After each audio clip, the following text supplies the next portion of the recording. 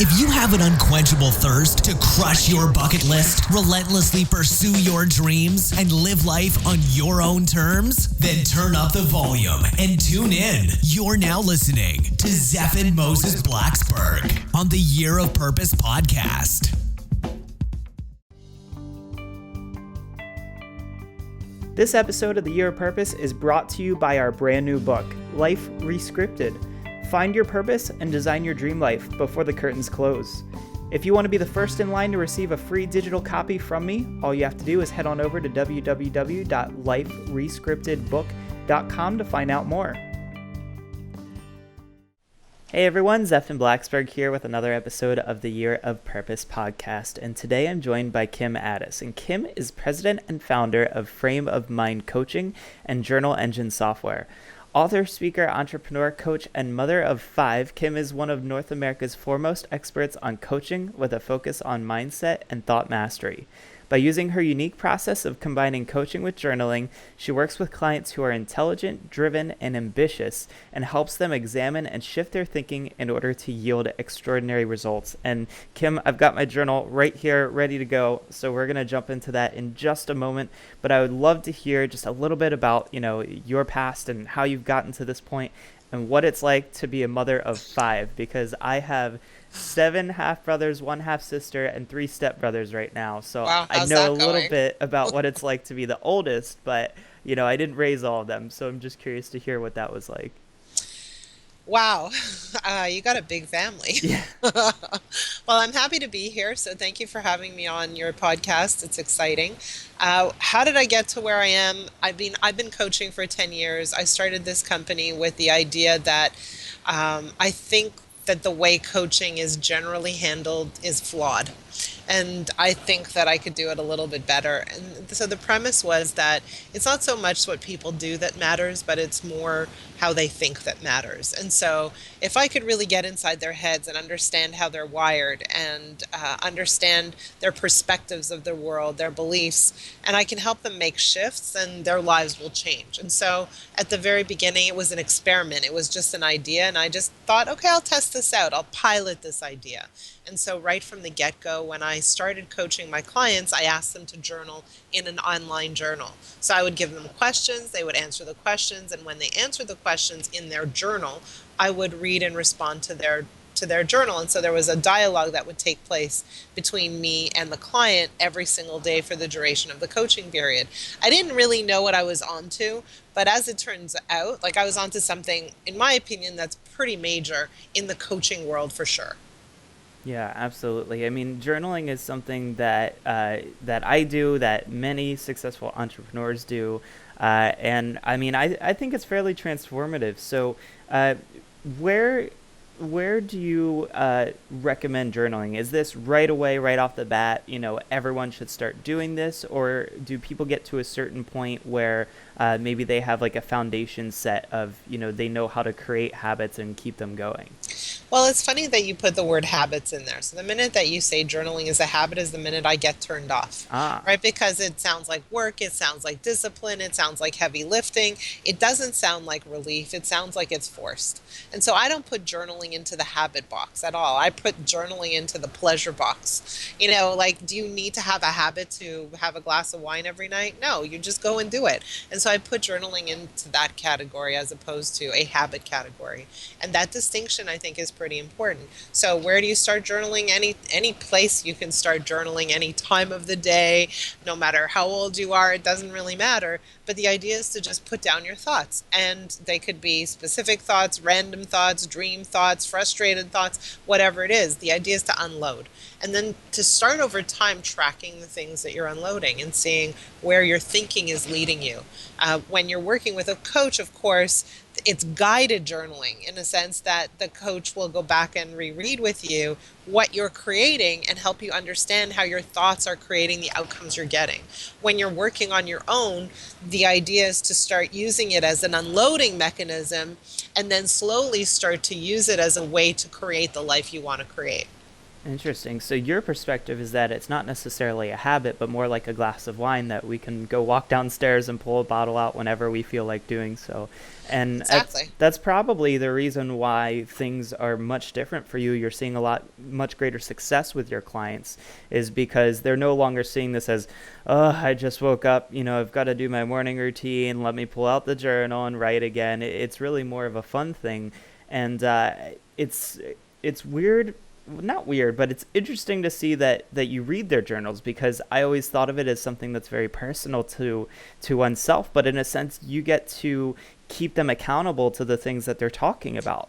So let's reframe all that also. Yeah, Okay. no, So, go for it. I'm yeah. So, totally about breaking down the definition of it, because this is where I'm sure a lot of people are coming from, and so I know you're going to make a big difference here. yeah. So let's go back. So you said three things that, raised see my hair is Let's standing change up. it. Let's do it. Um, so the first thing you said was that I would hold them accountable. Well, in my model of coaching, I believe that accountability is dangerous and detrimental. Hmm. So a bit of a shocking statement, right? Yeah. But so let's play that out. So let's say I'm your coach and you're my client, and I hold you accountable, and you have certain goals you want to reach, and guess what? It's working and you're reaching your goals and you're making progress. What happens when I go away? What I've done is I've created a not only an accountability model, a dependency model, which isn't particularly healthy. But and that's the best outcome, by the way. What can happen that is common, I've seen it over and over again, is why are you coming to me for coaching? Because you have goals you want to reach that you're not reaching on your own, right? So you're frustrated. And when you're not able to reach the goals that you have on your own, what goes on in your head? You tell me. Uh, Probably a lot of negative self-talk. Exactly. Like I can't do it by myself. I'm not equipped. I'm not intelligent enough. I'm not experienced enough. I'm lazy. I'm tired. I'm exhausted. I don't have bandwidth. Whatever it is that is going on in your head comes to the conversation that says maybe a coach can help me. So now I've created an accountability model, and I say, okay, Zephan, you're going to do all these things. And then we meet up on the next call, and guess what? You didn't do all these things. Now what's going on in your head? It's Not getting only do I worse. suck by myself, right? I've Yeah. paid for this. Now, so what I've done as a coach by creating an accountability model is I've exacerbated and made worse the very problem that you came to me to begin with. So for me, the idea that a coach's job is to hold clients accountable is completely flawed. Mm. Completely flawed. That's number one. The second thing you said was this whole idea of, wow, you're actually reading clients' journals. Aren't journals supposed to be private? Well, the whole thing is, if I'm really going to be able to help you, my job isn't to get you to do things. My job is to really understand what's going on in your head and your heart and your brain and your soul. It's to get intimate with you. It's to have you let your guard totally transparent, vulnerable, so you can see yourself and see how you operate. So the journal is the gateway to do that. But in order for it to be effective, you need to totally trust me. And so the daily contact back and forth is very important. And so that intimacy is built. Does that make sense? Yeah, And so we absolutely. want to go there. We want to do that. We want to create that intimacy. We want to get beyond the surface of the conversation. We want to get beyond the doing. We want to get to the thinking and the feeling. And that's what journaling does. Now you said one more thing. And the thing, if I remember correctly, it was around the idea that journaling can be a pleasure. It is a pleasure because it's a release, right? And so, the idea of waking up and feeling like it's hard work and, got to go to my morning routine. But let me ask you a question. When someone you really like texts you, do you text them back? Yeah. Yeah, so that's the relationship we're building. The client journals, the coach reads in response to the journal. Are you excited to get the response? Of course you are. Is that hard work? Is that heavy lifting? No, it's engaging. Right? And So that's what we're creating. and so do you think that engagement encourages people to keep going and to, reach higher and achieve more? Well, okay, so let's talk about goals and achievement and all that kind of stuff. And so a lot of coaching, when you think about coaching, is about the attainment of goals. For me, it's not about the attainment of goals. The question is, what's preventing you from attaining your goals to begin with? So what's going on in your thinking? What's going on in your beliefs? What's going on in your expectations, your perspectives, your values that's preventing you from really thriving and living your best life? What's going on? And so if we can remove those things or shift those things over, people are literally placed on the runway and then they can take off. So my job isn't to help them do the actions they need to do in order to reach their goals. My job is to help them line up their thinking with their goals so that they naturally take the action to reach their goals. I don't need to monitor their activity. I'm just paying attention to their thinking. Gotcha. And so you're really turning the traditional, what we think of coaching on its head, which I think is absolutely amazing because as a videographer and photographer, one of the first things I was ever taught is look where the other people are watching, look where the other photographers are, and do the opposite because you're going to get a totally different perspective. So, first of all, I totally applaud you on taking a different route because much like networking and so many other things, they're not working anymore the way that we were so used to doing them for so long. So I think that that's really amazing to hear, and I love being challenged on the way I look at this stuff because when I first started doing this, it was kind of like just my morning routine and this thing that I did, and it was tough. It was not easy to sit there and to write all the time. And so I guess my question to you is, if I don't have that person to read this, if I don't have someone who is going through this, would you recommend that I find someone who's willing to sit down with me and really look through, what's changed for me over the past few months? Well, look, I'm biased, of course, right? Yes, find someone. You're looking at someone right now. So, of course, I am absolutely biased in answering that question. I have a coaching company that is based on this concept. Having said that, would I recommend that you find a partner that you could work with? Absolutely. But can you do it on your own? To some extent, of course you can. But you have to be willing to look for the patterns in your thinking that are causing problems for you. You have to be willing to challenge your own beliefs. You have to be willing to look at the places where you get tripped up or find yourself trapped over and over and over again and say, okay, so like, what is it about the way I think about this particular problem that keeps me where I am? And it could be with respect to any subject, could be with respect to money, relationships, parenting, you're dealing with your own parents, whatever it is. And so that's the key there, is that when you write freely. Don't try to write carefully, write freely, but then look back and say, what do I keep saying over and over again? Why does that one problem keep showing up over and over again? How am I thinking about this that's causing me to feel trapped? I think that makes perfect sense because if it keeps happening over and over, then that's probably one of the bigger things that are holding you back. Right. So with your perspective on this not being necessarily a habit, but something of enjoyment, what are some other things in our lives that we're commonly looking at as a habit when really we should be changing the way we're looking at it? Exercise, um, calling our parents. When you wake up in the morning and you go brush your teeth, it's just part of what you do. You'll hear this comment, oh, it takes 30 days to build a habit. I don't know. I've done something for 30 days, and on day 31, I'm done. Right? And so why is that? It's because my fundamental beliefs aren't lining up with that quote unquote habit. So let's take weight loss as an example. It's a really easy one to think about. You think, well, okay, so if I start going to the gym every day for 30 days, it's just going to get easier and easier and easier. Okay, so I can make myself go to the gym for 30 days. I can make myself do anything for 30 days. Especially when there's a bet on the table, right?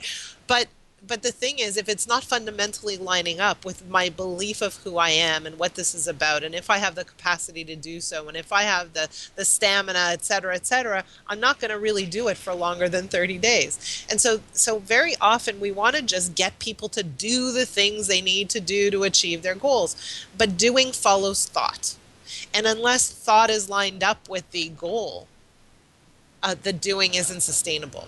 So I'm not interested in people's actions. I'm interested in really understanding how their thinking contradicts very often the goals and the desires they have. I'll give you a perfect example, okay? I had a client one day, and early on in our coaching, I asked him, what is it that you really want? Like, what's most important to you? So he mentioned a lot of things. He mentioned his business, his kids, his mother, his whatever. He mentioned a lot of things. I said, but what's most important to you out of all of this? And he said, the single most important thing to me is my relationship with my wife. I want to make sure that we're on the same page, that we're intimate, that we're connected, that we spend good time together. Like, nothing's more important than that. Not my kids, not anything, not my business. It's my relationship with my wife. It's hands down the single most important thing to me. About 5 weeks later, he got into a massive fight with his wife. And the fight was over one of his children, and they just didn't agree on. He wanted to go somewhere. He thought it was a bad idea. She said, go ahead. And they totally clashed. And he thought it was like just the worst idea ever. He was so mad that he went to sleep in the other bedroom. So let me ask you this. Given his goal, does sleeping in the bedroom achieve the goal? Nope. No, Nope. right? It achieves the opposite. It creates distance. It creates a gap. And so, the question is, why did that happen? It had to do with the way he was thinking about the situation at hand, right? So that's a perfect example. He wants intimacy, but he goes to sleep in the other bedroom. And the only thing that really made that happen was his interpretation and his perspective on the exchange he had with his wife. Gotcha. Yeah, and I think that's that's something that we have a lot of trouble with too, is our perception of reality and what the best problem or what the best solution is for our problems that are, happening in our lives. Is we kind of distort it a little bit and think, okay, well, this will just fix it, and we have this sort of band-aid solution that might work for a few minutes, but it reminds me of when a kid scrapes up his leg and he's crying and screaming, and you put the band-aid on and he stops. The cut's still there. It's going to take a long time to heal. Right. The band-aid just gets the kid to stop screaming. Yeah, it gives them temporary relief. And the relief is a mental relief, right? Yeah, absolutely. So we kind of transition here in a good way into what's happening internally as opposed to externally. So I guess my next question is really, how do we make this idea of changing it from a habit to something that we really enjoy doing? Is that something that can in the snap of a finger change within our minds, or does that take a little bit of effort just to rewire our thinking? So if all of a sudden I said to you, look, I'm releasing you from the obligation of doing this one activity. You can do it if you want. You can do it when you want, how you want. All of a sudden, the way you feel about that one thing completely changes. And so again, this boils down to your perception of that activity. And so if you perceive it as something that will give you relief and pleasure, like imagine if you could have a massage every day. Wouldn't that be an awesome thing, Yeah, right? Is that something that you would feel is an obligation or a habit you'd have to do? not at all. No. Would you do it every day? Not necessarily. You might not have time for it every single day, right? But imagine budget wasn't an issue, and you had a masseuse right in your house, and you can access it whenever you want, and every time you did access it, you knew that it would be a pleasurable, experience where you could just relax and enjoy. Right? So we're reconfiguring the way we see everything that we do. Even something like doing the dishes. How many people feel like it's an obligation to do the dishes? The way that we approach doing the dishes, based on the way we think about doing the dishes, will profoundly impact our experience of doing the dishes. So can we have fun with it? Sure we can. Yeah, I mean, I'm terrible with that. If it feels heavy and hard, it's going to be heavy and hard. Right. Yeah. I mean, I'm terrible with doing the dishes right away, so I definitely tend to pile them up in the sink a little bit. So something that I've been doing, at least just to help the time pass when I do the dishes, is I'll actually tune into a podcast or play some music. So I'm not really it gets my mind off of the action that I'm doing. And then it's not really a big deal. It's just I'm listening to a podcast, or I kind of lose myself in whatever I'm listening to, and then it kind of happens. Perfect. So, But that's you saying, okay, like I'm not going to turn this activity into torture. I'm going to turn it into something light and fun and enjoyable. Yeah, and usually productive too. So, what are some of the other changes that we could create in our lives that would allow us to, live under this perception that uh, things are no longer habits? Is there anything else that you recommend to be doing in our daily life that could, change the way we see the world? So, for example, do you eat every day? Sure. Do you call that a habit? It's not a habit. It's something you do every day. You get in your car and you drive to work. Is that a habit? It's not a habit. It's something you do every day. You don't think about it as a habit. If I bit my nails, you would call that a bad habit. So what I'm trying to do is just start to look at what you're doing and categorize them a little bit differently. What are you doing that you're doing every day, maybe even multiple times a day, but you're not putting in the habit category? So reconfigure how you see this. I think a lot of people are in this old frame of mindset where they think that the transformation takes a really long time. And I think it's great that you can deliver to them in such a shorter period of time, what they really want to be, who they really want to be, and what they'd like to do with their lives. I do a lot of presentations. I'm a speaker for many different groups and sales meetings, whatever. I'm asked to speak. And one of the things I do is I demonstrate how quickly thoughts can shift outcomes. I literally go on stage and I demonstrate. And the minute that I literally do a demonstration, instantly they've learned and instantly they behave differently the next round. So a shift in thinking can create vastly different outcomes. It's actually shocking. And once you make that shift and see the outcomes, that shift sticks. So this is not change that's temporary. It's change that it is sustainable over time. And we see it over and over and over again with our clients. Very cool. Well, what is the best way, Kim, for people to reach out to you, to find out more about your coaching and to check you out online? So if you go to the website, frameofmindcoaching.com, you'll see a little button for a complimentary coaching session. Take us up on that offer. So many people said that session alone has been really, really powerful. So do it. Perfect. Thanks for joining me today, Kim, and I look forward to checking out that coaching on your website. Awesome. It was a pleasure being on your show. Thank you so much.